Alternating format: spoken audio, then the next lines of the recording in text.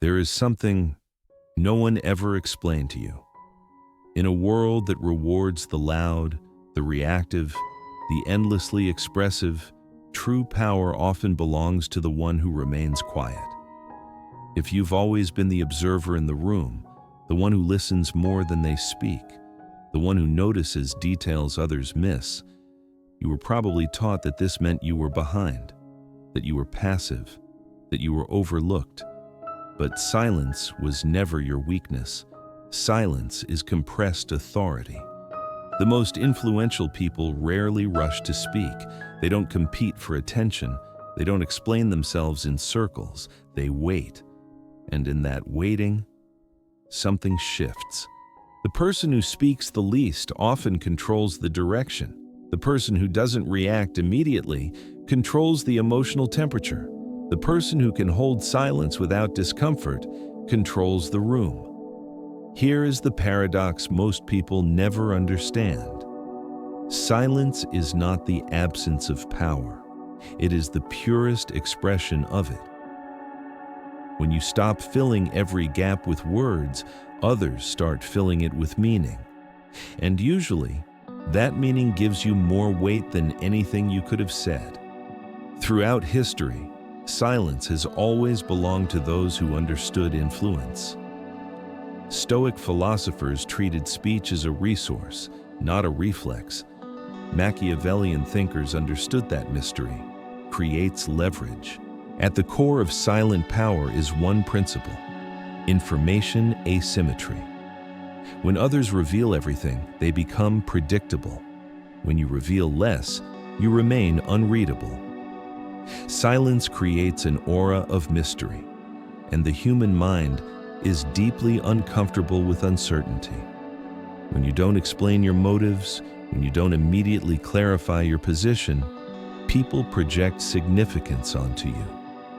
This is the scarcity principle in action. The less available something is, the more valuable it feels. Words work the same way. When you speak selectively, your words land with force. Silence is not easy. It demands restraint when every instinct wants release. It demands patience when your identity feels questioned. The ego wants to explain. It wants to defend. It wants to be seen as right. Carl Jung described this impulse as part of the shadow, the part of us that seeks validation to feel safe. Speaking feels like relief, but over-explaining is a quiet surrender of authority. As Robert Greene observed, the more you say, the more ordinary you appear. Silence forces you to sit with discomfort, to let tension exist without rushing to dissolve it. And in that discipline, something forms: an unbreakable mindset. Here are the 3 laws of silent power applied in real life. Law 1: never complain, never explain. You might feel tempted to justify your decisions, to explain your choices, to clarify why you did what you did. A master of silence understands this. Those who respect you watch your consistency, not your excuses. In professional settings, excessive explanation signals uncertainty. In relationships, constant justification drains attraction. Silence communicates self-trust. Law 2: master the pause.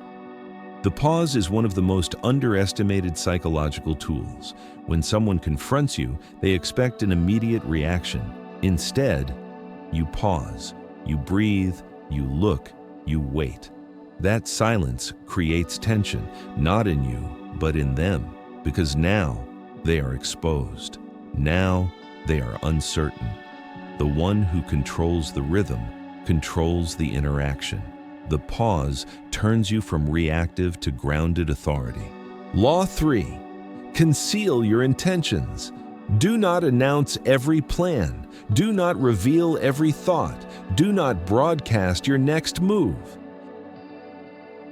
When your intentions remain protected, others cannot interfere with your emotional balance. This is not manipulation, it is self-preservation. The less others know about your inner direction, the less leverage they have over you. But silent power is not only about influence, it is also about peace.